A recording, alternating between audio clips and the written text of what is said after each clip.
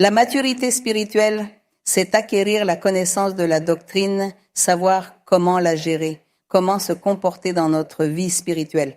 C'est savoir gérer les choses, traiter les gens, apprendre et savoir faire preuve de miséricorde, de prudence, de sagesse pour parler, pour enseigner.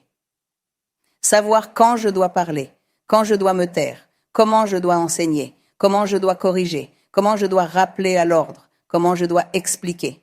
Tout cela, cette maturité nous permet de savoir comment faire les choses dans notre vie spirituelle. C'est comme quand quelqu'un commence à étudier pour une carrière, une profession. Il commence par les bases et à la fin, il devient un professionnel, un maître ou une maîtresse et il sait gérer tout le sujet.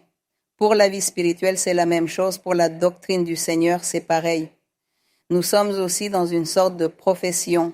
En apprenant la doctrine, chaque jour, nous apprenons quelque chose. Quand nous entendons le témoignage des gens, nous apprenons quelque chose.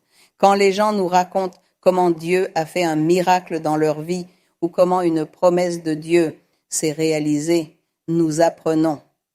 La façon dont Dieu nous traite, la façon dont Dieu donne les rêves ou les visions, tout cela est un parcours d'apprentissage. Tout cela est pour que nous apprenions à vivre. Comment vivre cette vie spirituelle? Comment gérer ce chemin du Seigneur? Et de cette façon, nous devons progresser, changer et faire les choses correctement, faire tout bien, sans offenser personne, sans blesser personne.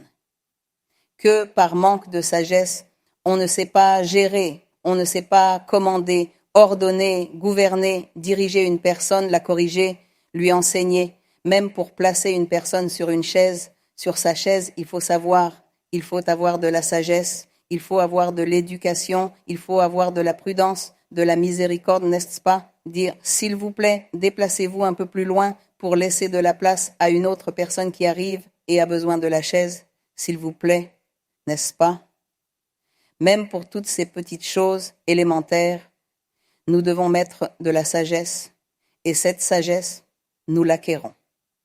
C'est une partie de la maturité spirituelle que nous formons en nous en prêtant attention à la doctrine et en mettant en pratique la doctrine du Seigneur, en lisant la Bible et en apprenant nos bonnes manières spirituelles. Apprendre.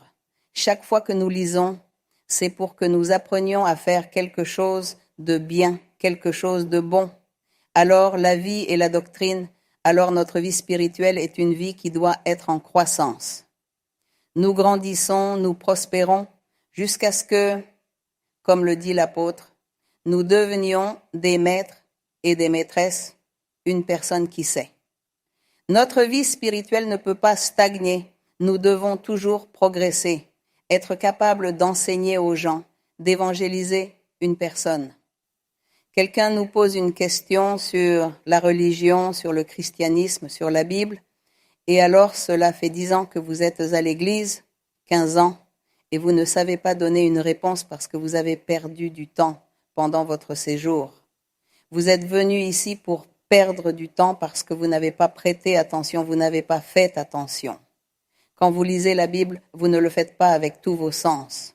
Vous ne mettez pas votre cœur dans la lecture, alors vous n'avez rien appris et vous n'êtes pas capable de donner une réponse à quelqu'un quand il vous pose une question sur Dieu.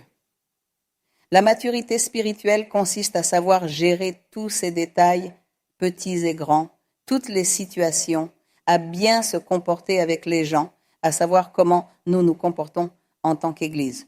Tout cela, c'est la maturité spirituelle. Il est très important que nous sachions l'apprécier et que nous nous efforcions de mûrir chaque jour.